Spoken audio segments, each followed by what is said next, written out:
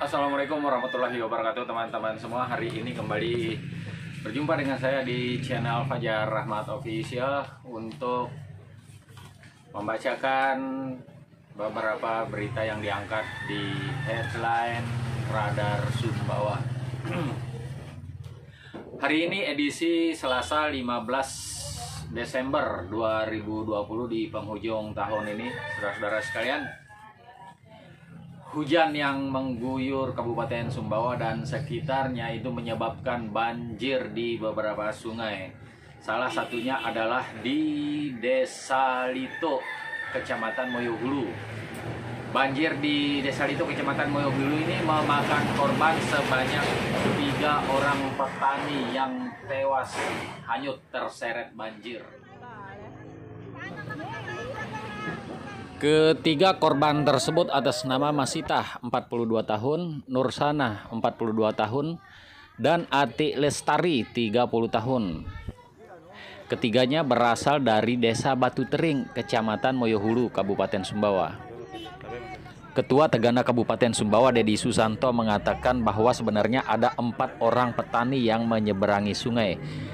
Namun 3 petani ditemukan pada kondisi meninggal dunia, sementara 1 petani lainnya ditemukan selamat. Sementara itu, Alwan Hidayat, Kepala Desa Batu Tering, mengungkapkan bahwa sebelumnya ada 10 warga Desa Batu Tering yang pergi ke Desa Lito untuk bekerja di sawah membantu keluarganya bercocok tanam. Nah, pada saat pulang, ke-10 mereka ini masih tertahan di pinggir sungai. Namun 4 orang diantaranya berusaha menyeberang sungai karena air juga masih kecil. Namun ketika mereka keempat para petani ini berada di tengah-tengah sungai, tiba-tiba saja air bah datang dan meluap. Selanjutnya berita lainnya, saudara-saudara sekalian, adalah seorang mahasiswa yang berdomisili di Jakarta kemarin malah tertangkap oleh tim Res Narkoba Polres Sumbawa. Dia ditangkap pada saat oknum mahasiswa ini mengambil paket di sebuah jasa pengiriman di wilayah Berangbiji. Nah, mahasiswa ini ditangkap karena sedang mengambil paket berisi narkoba berjenis tembakau gorila. Siswa berinisial DR ini 20 tahun diringkus tim gabungan Satres Narkoba Polres Sumbawa dan Bea Cukai. Kasatres Narkoba Polres Sumbawa Ibtu Masdidin mengungkapkan penangkapan terhadap DR ini dilakukan berdasarkan informasi dari masyarakat. Adanya informasi bahwa akan ada pengiriman narkoba melalui salah satu perusahaan jasa pengiriman. Yang lain, saudara-saudara sekalian, adalah menjelang rapat pleno Kabupaten Sumbawa, KPU Kabupaten Sumbawa, pengamanan oleh Polres Sumbawa diperketat. Nah, jadi rapat pleno ini rencananya akan diselenggarakan pada tanggal 16 besok, 16 Desember besok, dan akan berlangsung hingga tanggal 17. Kapolres Sumbawa KBP Widi Saputra melalui Kasubag Humas yaitu Ibtu Sumardi mengatakan telah meningkatkan pengamanan dan penjagaan ini dalam rangkaian pelaksanaan pilkada. Ini untuk menciptakan situasi yang aman dan damai dalam pelaksanaan pilkada serentak.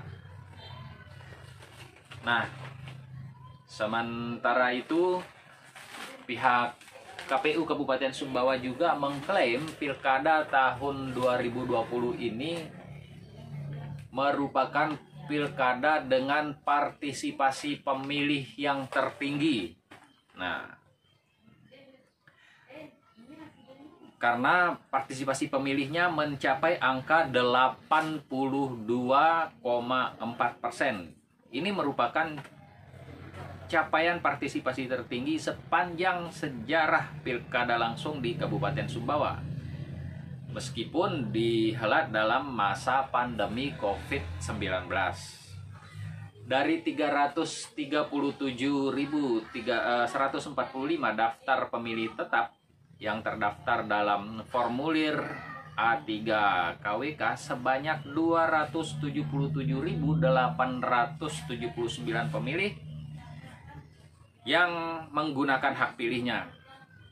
Jumlah ini sudah termasuk pemilih yang tidak terdaftar dalam DPT, yakni pemilih yang masuk daftar pemilih tambahan yang menggunakan KTP elektronik ataupun surat keterangan. Berita lainnya lagi saudara-saudara adalah seorang bocah SD berusia sekitar 10 tahun menjadi korban pelecehan seksual oleh kakak iparnya sendiri. Kejadian asusila ini terjadi di Desa Gontar, Kecamatan Alas Barat. Akibat ulahnya tersebut, AG yang berasal dari Kecamatan Seteluk, Kabupaten Sumbawa Barat ini nyaris dihakimi massa. Untung saja petugas dari Polsek Alas Barat yang menerima informasi langsung cepat tanggap hingga bisa mengamankan AG dari amukan massa.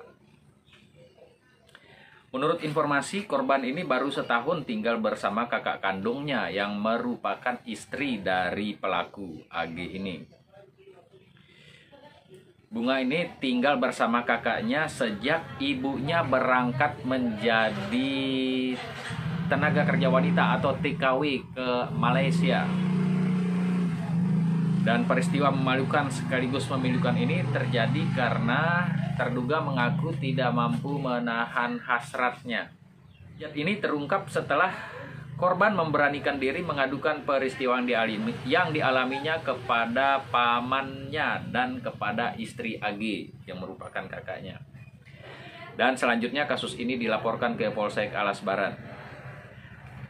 Kabar ini beredar dengan cepat dan dengan sigap jajaran Polsek Alas Barat langsung bergegas mendatangi TKP dan mengamankan AG dari amukan warga. Kasat Reskrim Polres Sumbawa Ibtu Akmal Novian Reza SIK yang dikonfirmasi membenarkan adanya kasus itu dan terduga pelaku saat ini sudah dilimpahkan ke unit PPA pada Senin 14 Desember untuk proses selanjutnya. Demikianlah saudara-saudara sekalian beberapa berita yang diangkat oleh Radar Sumbawa hari ini edisi Selasa 15 Desember. Saya berharap berita-berita yang kami sampaikan bisa menjadi referensi saudara-saudara sekalian untuk menjalani aktivitas pada hari ini. Semoga hari ini menjadi hari yang lebih baik daripada hari kemarin. Selamat beraktivitas dan tetap semangat. Hey,